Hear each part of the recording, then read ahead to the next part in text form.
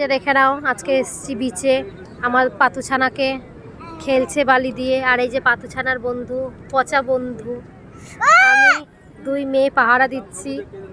আর সবাই গেছে স্নান করতে। এই বস লিসা,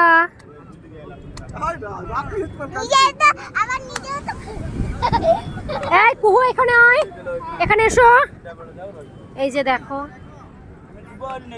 দুই বচ্চানাদের আমি পাহারা দিচ্ছি আর সবাই গেছে স্নান করতে।